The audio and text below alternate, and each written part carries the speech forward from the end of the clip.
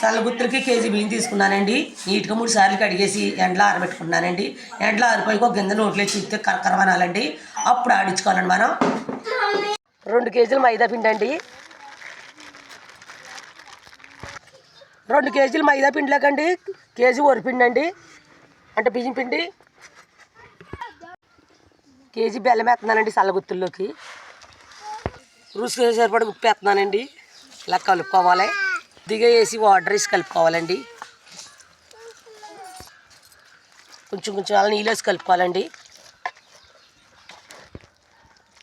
పలసగా వచ్చేదాకా కలుపుకోవాలండి.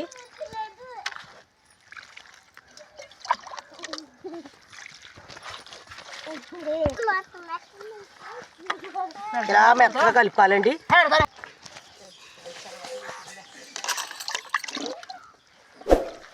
శుభ్రం కలిపేసుకోవాలి. ఇలాగా బెల్లం శుభ్రం పిసికేసుకోవాలి.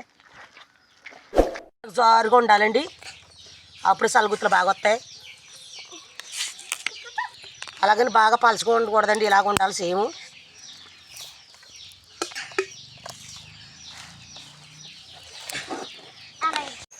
సల్లకావలు బాగా ఈటెక్కాలండి. ఈటెక్కకపోతే సల్లగుత్తులు బాగా రావు. అలా పిడ్లో పెట్టగానండి సీమనాలి.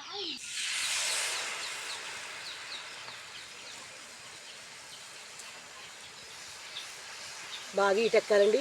ఈటెక్కితేనే బాగా వస్తాయి.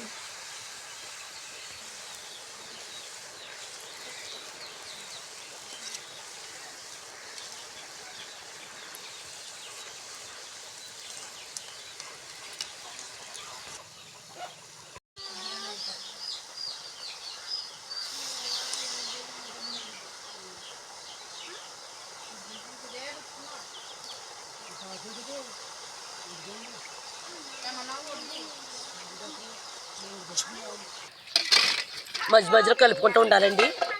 అది చక్కగా అయిపోద్ది.